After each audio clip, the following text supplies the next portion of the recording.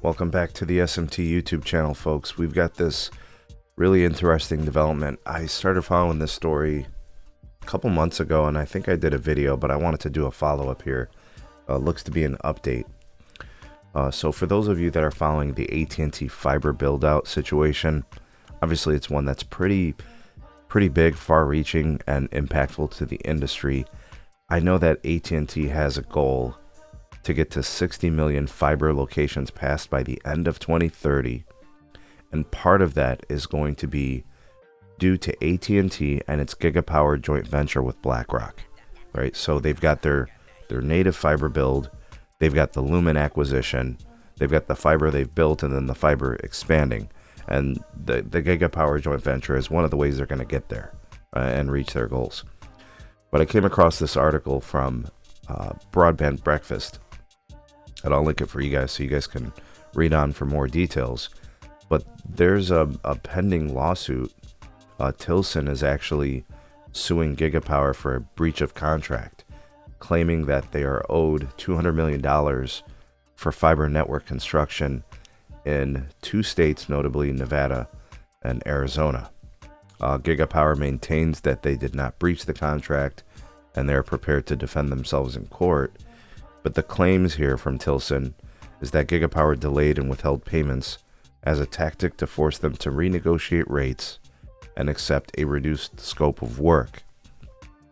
Tilson says this created a cash deficit of over $90 million, which they then proceeded to file for Chapter 11 bankruptcy earlier this year, back in May of 2025.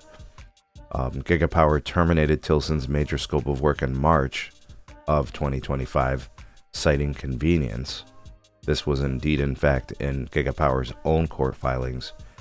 But prior to the lawsuit, Gigapower sued Tilson in May, alleging Tilson was illegally holding $3.6 million worth of Gigapower-owned materials.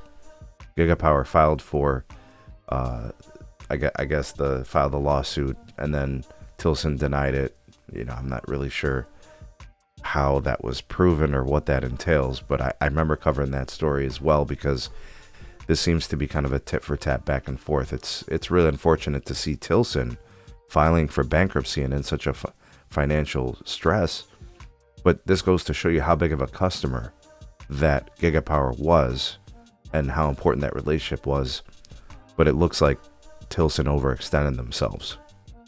An Arizona court ruled in favor of Gigapower, finding them entitled to the immediate possession of the materials. The materials have reportedly been returned to Gigapower's hands. All right, so as a consequence of that initial lawsuit back in May. Now, with the loss of the Gigapower contract, which was Tilson's biggest up to this point, I think Gigapower laid off hundreds, led to their bankruptcy filing. And, like I said, this seems to be something that Tilson overextended themselves, improper management of the company, their assets, and I think now, they're just in this horrible financial situation. Tensions and challenges within the telco industry is not new. Obviously, these companies want to build out fiber and create this infrastructure, but this seems to be like a large-scale fiber network building that was not properly managed, whether it's the Tilson side, Gigapower, whatever the case may be, not having proper protections.